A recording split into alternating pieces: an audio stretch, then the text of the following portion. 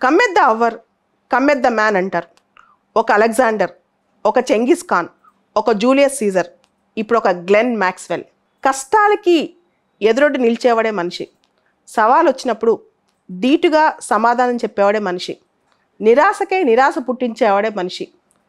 ప్రతి క్షణం మనం కష్టపడితే, ప్రతి క్షణం పోరాడితే నిరాశకే నిరాశ పుట్టదా అన్నాడు సినీ కవి. ఇక్కడ నిజంగానే నిరాశకే నిరాశ పుట్టించాడు గ్లెన్ మ్యాక్స్వెల్. నిన్న ప్రపంచ కప్లోనే ఫాస్టెస్ట్ డబుల్ సెంచరీ చేశారు.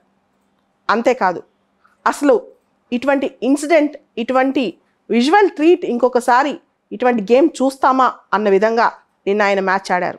అందరికీ గూస్ బంప్స్ వచ్చాయి. అసలు అంత కష్టంలో ఒక వ్యక్తి అలా ఆడి చూపించగలడా, పోరాడి చూపించగలడా అనే క్వశ్చన్ అందరి మొదల్లో వచ్చింది. అందరికీ ఆయన ఇప్పుడు హీరో అయిపోయారు. గ్లెన్ మ్యాక్స్వెల్ అనగానే ఇప్పుడు అందరికీ ఆరాధ్య దేవుడు క్రికెట్లో. అసలు ఆయన ఏం చేశారు? నిన్న యాక్చువల్గా ఆస్ట్రేలియా 91 రన్స్కే 7 వికెట్లు కోల్పోయింది. వాళ్ళ టార్గెట్ 291. 291 చేస్తేనే ఆఫ్ఘనిస్తాన్ మీద గెలవాలి. ఆఫ్ఘనిస్తాన్ చాలా కొత్త జట్టు, చిన్న జట్టు. ఆస్ట్రేలియా క్రికెట్లో చాలా వెటరన్ జట్టు. ఆస్ట్రేలియాని గెలిపించాలంటే అందరూ బ్యాట్స్మెన్ అయిపోయారు. టకటక అందరూ అవుట్ అయిపోయారు. గ్లెన్ మ్యాక్స్వెల్ క్రాంప్స్, కాలు ఒకటి మొత్తం ఇంజురీ, నడుము నొప్పి మొత్తం అన్నీ పెట్టుకున్నాడు. 2 years బ్యాక్ అయినా మెంటల్ సిక్నెస్తో లీవ్ కూడా తీసుకున్నాడు క్రికెట్ నుంచి. అటువంటి వ్యక్తి తన టీంని నిలబెట్టాడు, పరువుని నిలబెట్టాడు. అంతేకాదు, గేమ్ని ఆడిన విధానం కూడా చాలామందిని ఆశ్చర్యచకితులు చేసింది. ఎలా ఆడాడు? ముందుగా తనపైన తనకు నమ్మకం, తనపైన తనకున్న బిలీఫ్, హోప్. తన చివరి క్షణం వరకు హోప్ని కోల్పోలేదు. 2, కంపోజర్ అండ్ కామ్నెస్ని అంతే మెయింటైన్ చేశాడు. ఆయన చెప్పాడనమాట గేమ్ అయిపోయిన తర్వాత, నేను ఏదో బాల్స్ని ఊరికి ఆడేలేదు, ప్రాపర్గా ప్లాన్ చేసుకున్నాను అని చెప్పి. గేమ్ మొత్తం నీట్గా ప్లాన్ చేసుకున్నాడు. ఆ ప్లాన్ని అతి జాగ్రత్తగా ఎగ్జిక్యూట్ చేసుకున్నాడు.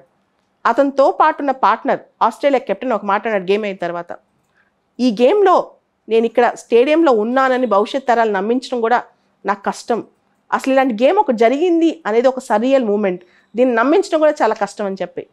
అసలు it's a victory of ages అని చెప్పి, అంటే క్రికెట్ చరిత్రలోనే ఇది అతి గొప్ప విక్టరీ, దీన్ని అసలు గుర్తు పెట్టుకోవాల్సిన విక్టరీ అని చెప్పి చాలామంది నిన్న మ్యాక్స్వెల్ని అభినందించారు. అయితే దీనిలో మ్యాక్స్వెల్, దీని వెనకాల ఏ క్షణమైనా మ్యాక్స్వెల్ నేను ఓడిపోతాను అనుకున్నప్పుడు, నా జట్టు మొత్తం ఓడిపోద్ది అనుకున్నప్పుడు నిల్చునేవాడు కాదు. ఆడుతూనే ఉన్నాడు.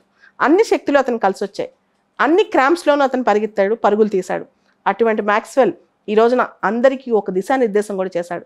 అది ఏంటి? బ్రతుకులో ఓటమిని ఎప్పుడు అస్సలు ఒప్పుకోవద్దు, పోరాడుతూనే ఉండు.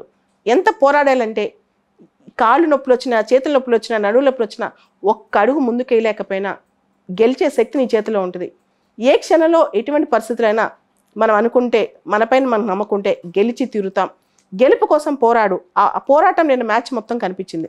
అటువంటి పోరాటం మనలో ఉంటే మనం ముందులోనే ఆదిలోనే హంసబాద్లా చాలా విషయాల్లో ఆశలు వదిలేసుకుంటూ ఉంటాం. ముందే మన ఫెయిల్యూర్ని మనమే ఊహించుకుంటూ ఉంటాం. అది చాలా తప్పు. చివరి బంత్ వరకు పోరాడాలి, చివరి క్షణం వరకు పోరాడాలి, గేమ్ మొత్తం ఆడాలి. అదే లైఫ్. గెలిచామా ఓడామా అని కూడా కాదు, గేమ్ చివరి వరకు ఆడామా లేదా అనేది చాలా ఇంపార్టెంట్. చివరి వరకు ఆడాలి. అస్సలు ఆశే నీ ఆయుధం అవ్వాలి. మన ఆశే మనకు అస్త్రం, మన శ్వాసే మనకు శస్త్రం, మన ఆశయమే మనకు సారథి. ఈ విధంగా సాగితే జీవితమే ఒక నందనవనం. అంటే లైఫ్ని ఎంతైనా పోరాడి అద్భుతంగా మన జీవితాన్ని మనమే చెక్కుకోవచ్చు, మన జీవితాన్ని మనమే క్రాఫ్ట్ చేసుకోవచ్చు. అటువంటి జీవితం మన ముందుంది. మనిషిలో తనకు తానే సైన్యం. మన చేతులు, కాళ్ళు, మన మెదడు, మన శరీరం, ఇదే మన సైన్యం. దీంతోనే మనం ముందుకు సాగిపోవాలి.